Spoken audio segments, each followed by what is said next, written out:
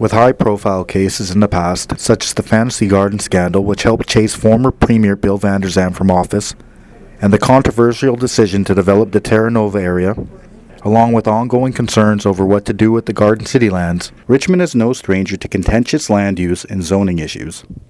With the iconic Olympic Oval, the allure of the River Rock Casino, and the ease of travel along the Canada Line, Richmond is becoming more and more popular as both a place to visit and a place to live. Richmond's appeal lies in the fact that it offers a nice mix of city and suburban life. Surrounded by the Fraser River, it offers plenty of waterfront views, an abundance of nature, plenty of parks and trails, and of course, historic Steveston Village. And like the rest of Richmond, land use issues are a part of daily life in Steveston as well.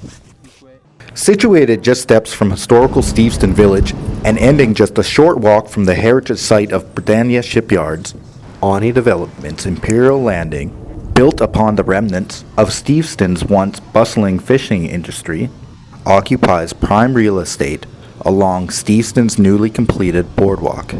But due to an ongoing zoning dispute, Imperial Landing, aside from a few rental units, remains completely vacant. So here we sit now with 3.5 acres of empty buildings, and a lot of people would like to see the buildings filled. Onni wants them filled with commercial development, which would literally double the size of Steveston and put a lot of the existing businesses on Moncton Street and Chatham Street and Bayview Street out of business. So we're now in a quandary of how to shift from being 3.5 acres of maritime mixed use to some other use of these empty waterfront buildings.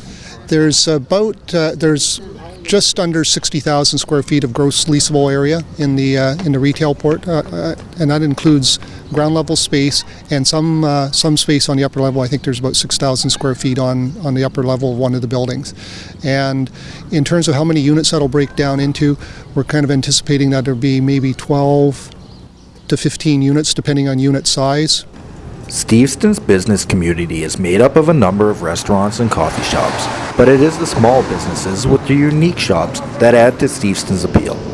So we asked some of the small business owners about the impact of a rezoned Imperial Landing.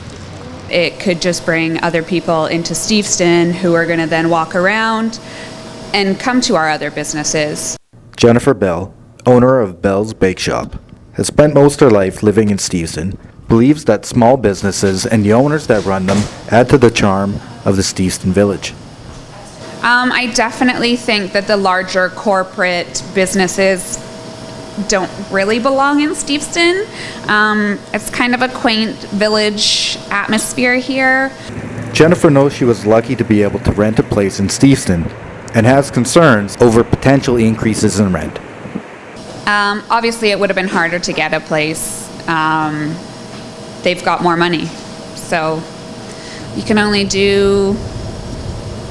work with what you have, and if there was competition from a chain, I'm sure I wouldn't be here. I had a customer who was wanting to open up a shop over there.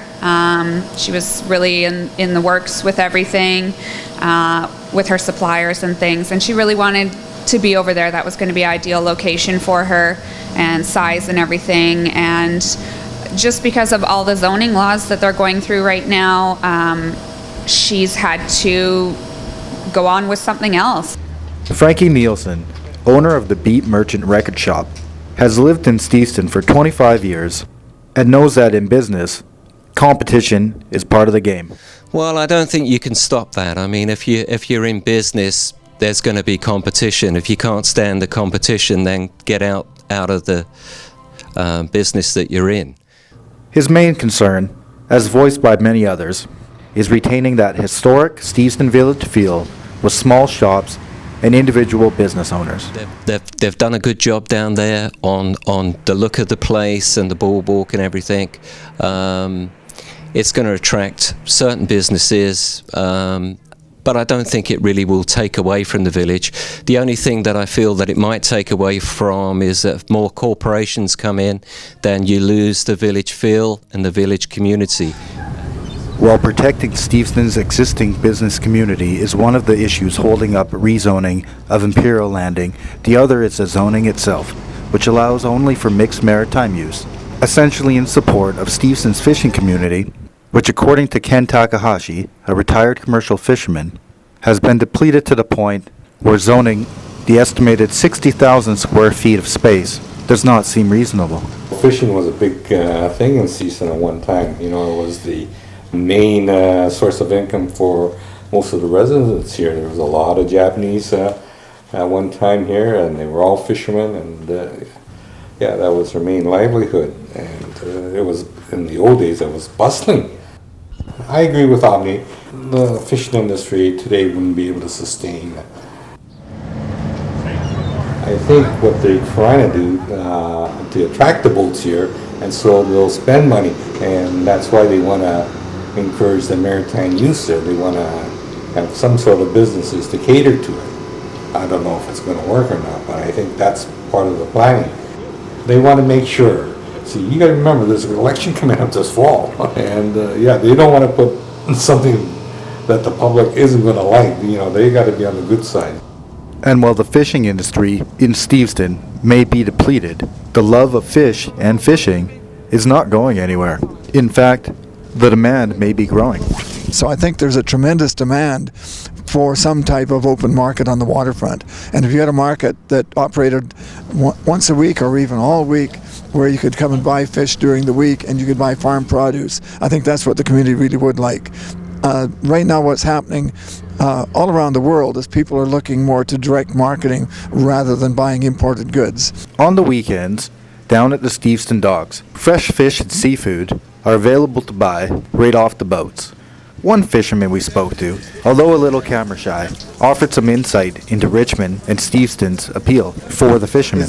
Because we're not allowed to cut here. We were thinking set up a store where you can cut for people, right? But of course there's a fish store already there and he'll be cheesed off because he goes out of business, right? So it's hard to say, but I don't know what would be, I don't know what they can do with it. It's hard to find any more fishing business because we are basically getting eliminated. The reason Steveston does so well, we have 90% of our customers are Asian. That's where the business comes from. They love the fish? Oh yeah, we know, they buy everything, We talked to some tourists and some residents along the Steveston boardwalk about their thoughts on Imperial Landing and the proposed rezoning. Oh, I wouldn't like to see change coming in at all. Keep the Steveston feel as much as possible. They're beautiful buildings, the construction and everything like that. It's very well done. The tourists and the people that come here, doesn't matter if they're from Richmond here or from another country or other parts of Canada. They love the looks of the buildings. They love the new boardwalk that's been put in here. It's very wide. People come here with their dogs or just to walk and get a little bit of exercise in. They love it. The richness, when you go to the cannery building, you go to the Japanese area, you go to the shipbuilding, it's building on its history. And that makes it unique.